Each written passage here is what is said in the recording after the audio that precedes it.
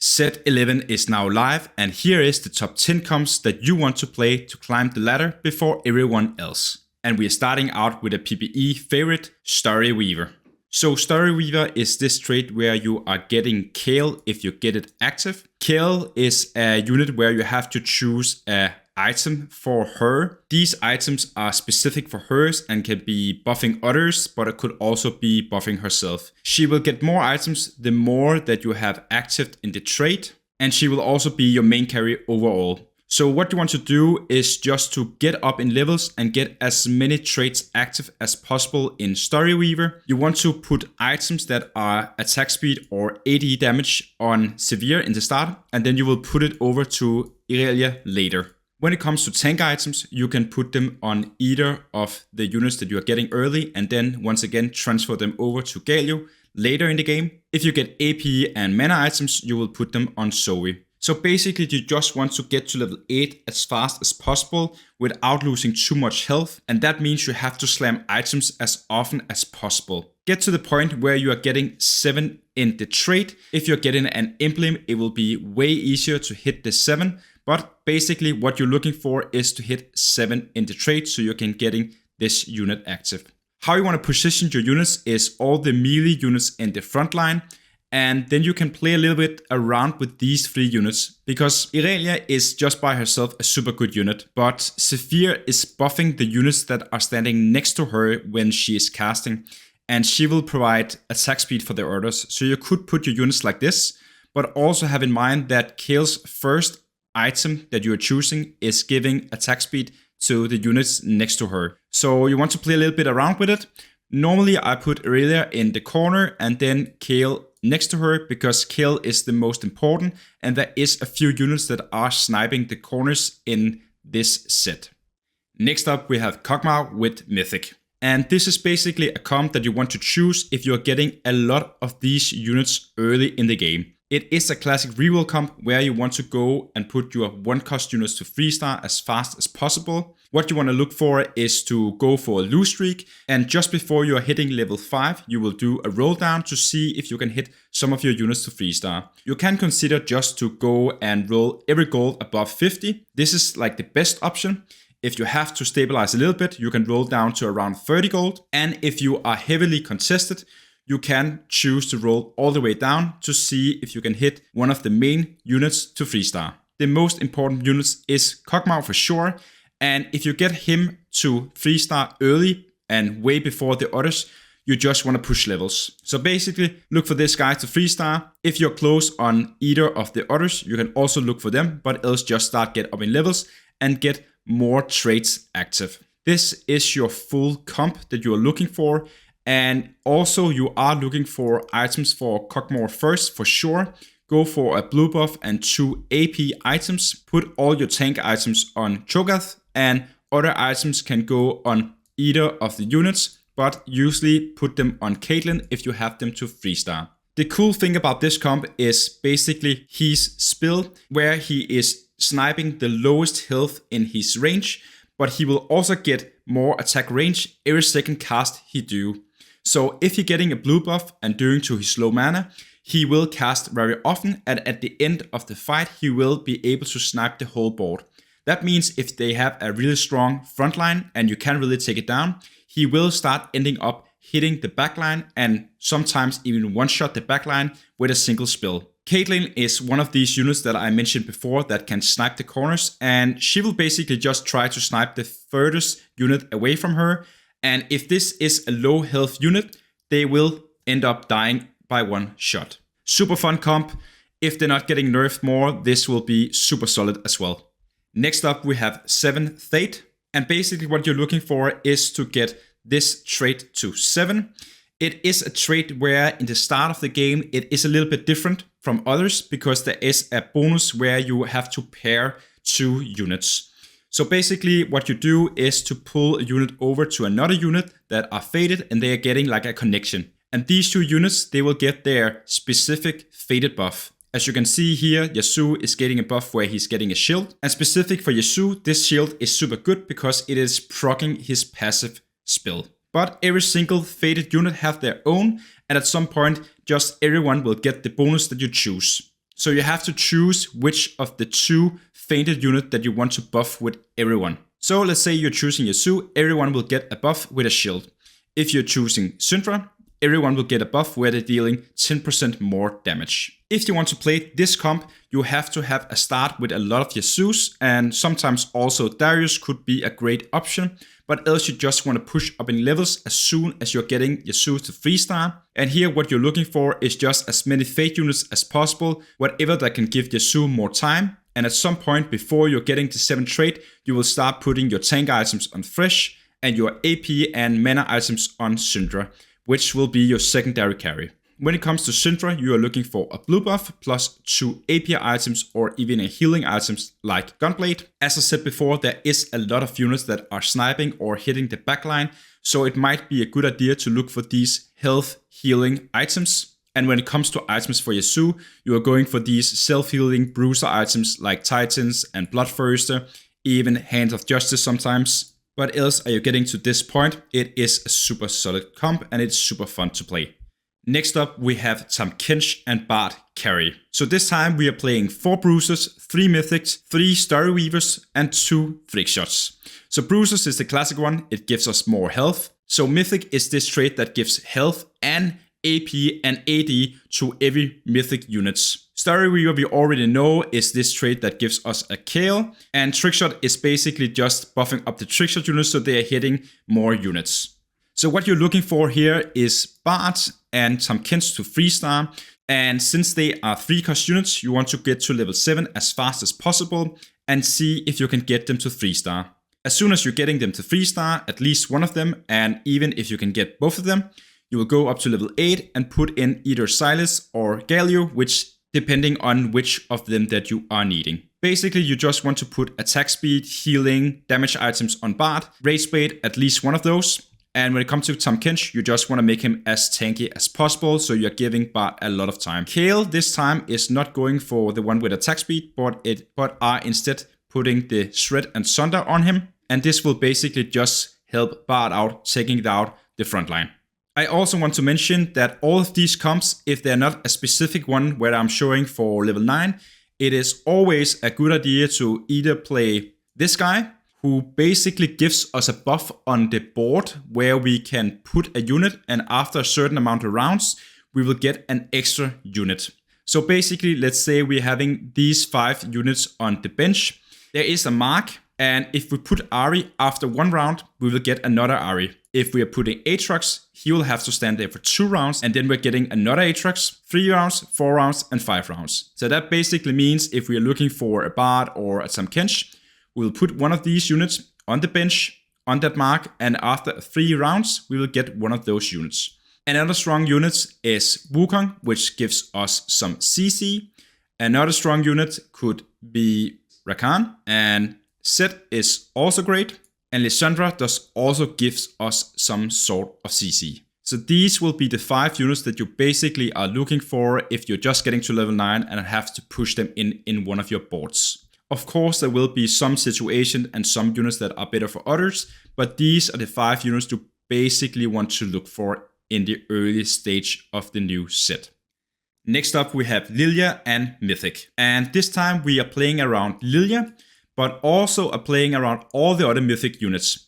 It is very similar to Kog'maw's Reroll comp, and basically if you want to play this comp, you can go for it. And if you are in the situation where you're getting a lot of these units from the early game, you can go for the other comp that I showed you before, but else you can just pivot into this one if you're not really hitting the 3-star units that you want in the early game. This comp is at least as strong as the other one, so you can always just, go for this one instead. This time we are going once again for a Tahm with tank items. We're going for Bard with attack speed, and AP and mana items will go on Lilla. So obviously a 2-star Lilla is better than a 2-star Kog'Maw, and the other way around, a 3-star Kog'Maw is probably better than Lilla. But it heavily depends on the situation and how early you are getting it. So this guy as a 3-star will be better in the early game. This guy might be better in the late game as the 2-star. Again, it depends. What you're going for here is instead Sojourn plus 2 AP items. Once again, attack speed on Bard.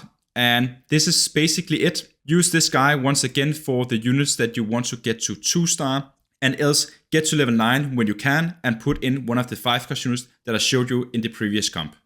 Next up we have Sage Morgana. And just before we go into this comp, make sure that you subscribe to the channel if you want to see specific guides on every single comp that I'm showing you right now. There will be tons of guides on specific comps and everything else that you have to know about set 11. So if you want to see that, subscribe. You can always change your mind. So if you're looking for a comp with a 1-cost 3-star unit, as we just saw before, you're going to reroll to get that unit and then go up in levels. If you're going to play for a comp with a 3-star 2-cost, you will do the rolling at level 6. Then again, for a 3-star 3-cost unit, you will go for level 7. And if you're looking for a comp with a 4-cost unit, you want to go to level 8 as fast as possible. So this is what we're doing here. Get to level 8 as fast as possible. Put your AP and mana items on Morgana. She will snipe a random unit and hit units around them. She will do tons of damage, and she will also chill the units. So that basically means sometimes she is casting and hitting a frontline unit and all the units around them, and sometimes she is hitting a backline unit and all the units around that unit. That means she is basically able to snipe the backline units quite early in the game, and if you're lucky, you are just killing the backline units. So this will probably be one of the best and most popular comps in the start of the new set. Also, else what you're looking for is tank items for Diana, and if you're getting extra items as bruiser items, go for Lee Sin. One thing you should be aware about Sage is that the units that you are having in the front line are getting Onivamp, and the units that you're having in your backline are getting AP. Another super solid thing about this comp is the Dragon Lord, which are giving our units some buffs after a few seconds, and they are also providing it the other units on your board. And that is also one of the reasons why we want to keep these 2 guys alive for at least 8 seconds. Next up we have Arcanists with Syndra as the main carry. So this time we are basically just going for all the Arcanist units, which is this kind of mage trait. They are basically just giving us AP and even more AP if you are an Arcanist unit. So here we are looking for all the tank items for Illaoi, and we are putting all the AP and mana items on Syndra. Hopefully we are getting ourselves a blue buff, because that will be her best item. Else we can look for something like Static Shift or other AP items on Lux. She is a quite good unit compared to she is only a 2-cost unit. And are we getting even more, we could also put them on Lissandra in the very late game. So this is basically just what you're looking for. You want to get up to level 8, get as many of the Arcanist units in. We could argue to take one of the Arcanist units out, because we already have 7, and put something in that fits the comp. But this trait is just giving such a big buff that even Ahri as a 2-star without items is doing a little bit of a different. And she's also quite good to have before you're finding Syndra in the very late game. Get to level 8 as fast as possible, get these guys to 2-star at least, push up in levels and get to level 9 and fill in with one of the 5-cost units that fits the board the best. Next up we have Yone Reroll. And this time we basically just want to buff up Yone. It is a 3-cost 3-star unit that we are looking for. So that means all of our rolling will be at level 7. And that will basically just be without set, because we don't really hit set at level 7. So else just look for this. You want to put healing, attack speed and bruiser items on Yone. So these are the classic items. You could also go for Hands of Justice. And similar items will be put on Kayn. If we're getting ourselves an emblem, it is quite good, because that means we can get 7 in the trait before we are getting to the very late game, and this will give us a huge buff. But else all the AP and mana items on Alune in the backline, get this guy to 3-star and start pushing levels. So the trait itself is giving a shield to all the units that are standing on the specific spots. It is also giving us health executes on enemies when they are low, if these units are standing on the fields. The spots are typically made in like an angle as a moon, and it is a quite good idea to put your units on these marks. Basically, this is the most important unit, secondary and third, and from here you just want to push the levels. Next up we have Ashe with Porcelain, and here we are playing with 4 Arcanists, 4 Porcelain and 4 Warden. We do also have 3 Faded and 2 Snipers. So the main thing about this comp is that you actually want to go to level 9 to play this full board. But you kind of want to stabilize at level 7 and 8 as well. And at level 7 that will mainly be just without the 2 5-cost units. So what you are looking for is to get tank items on Amumu and attack speed and AD items on Ashe. If you have any components left over that can make AP or mana items, you could put them on Lux first and then transfer them over to Lysandra if you need to. But else, Lux is a quite good unit as a 2-cost, so you can consider to even like keep the items here. But if you have the chance and getting a 2-star Lux and a 2-star Lysandra, you might want to consider to put those items over. Else you just want to have the tank items on your strongest unit in the front line. In this case, it's probably gonna be Amumu, and again, it's all about Ashe. If you can get to level 7 and get all your lower cost units to a 2-star and get at least 1 Ashe with 2 snipers online, then you are basically ready to push to level 8 and see if you can get the full board and just playing one of the 2 5-cost units. Get everyone else to 2-star and then push for level 9. The strategy for this board is also that you are playing to gain as much gold as possible without losing too much health. That means you want to have a lot of gold in the early game and then push your levels as soon as you can. A few other things that are worth to mention is that you always want to have 2 snipers. Another thing worth mentioning is you want to have 3 fade, and you always want to have set as one of the faded units. And when it comes to this trait, it is alright just to play 3 of the units, but as soon as you're getting the 4th units in, your comp will be way stronger. And Lysandra does also have this spell where she is CCing a unit, and if they die, you do have a chance to get an orb and get some extra loot, which is quite good, especially if you are getting her early, so it does mean that you are snowballing your board a little bit. Next up we have Gnar and Kindred. And these guys are 2-cost units that you want to get to 3-star. That means as soon as you are getting level 6, you will start trying to get these units to 3-star. But be aware that you might be contested, and if you're not able to get these guys to 3-star, the comp is not that good. So if you're contested, try to roll down and hit the units before the other guys, and else you can just push level and pivot into other comps that are having items that are similar like this. And if you go and look on the previous comps that I just showed you, you can see there is a lot of comps where they're having a unit with bruiser items, they're having a unit with AP and mana items, and they're having a unit with tank items. There is another option similar to this one. So basically what you're looking for is have Kindred, Gnar, Rek'Sai, Kayn, and Ornn. And these 3 guys can be changed out. So basically what you can do is to take a Seer instead of Syndra, and you can put in Kha'Zix and Yone instead of Lawi and Fresh. This will give you more damage, but you will also be able to die faster. But it is an option that you can take if you feel like it and if you are getting the units that you need for it. This also opens up for one more if you're having an emblem, which is quite good. And just to go over the 2 traits, Reaver basically means that you're able to critical strike with your abilities. You're also getting some critical strike chance. And this trait is basically a buff that you're getting permanent. So that also means that you kind of have to have these units early in the game so you can start stacking this trait up. The last comp that we're going to look at is Fortune, and I just want to say that this is only something you should go for if you are not new to TFT. It is this gambling trait where you are able to get a lot of gold, but you're also able to lose quite hard if you play it wrong. So basically what it is that you are getting it active if you're having 3 units active. Then you will roll the dice from 1 to 6.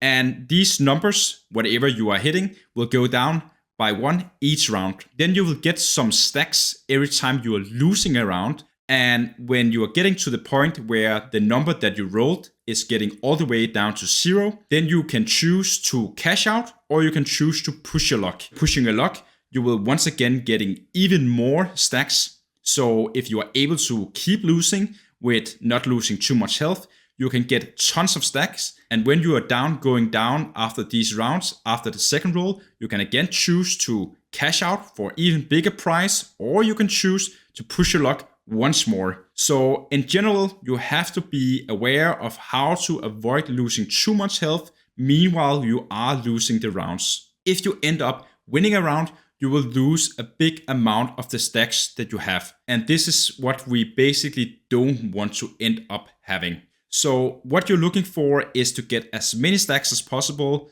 not lose too much health, and when you're hitting the point just around 30 health, you don't want to push your luck anymore. The number of stacks that you're looking for is 50, since it gives us a certain amount of value from the stacks. You have to scout around all the time to make sure that you are losing the rounds. When you get to the point where you are able to cash out a big amount and you are quite low on health, you just have to push levels and put in the strongest units that you can find.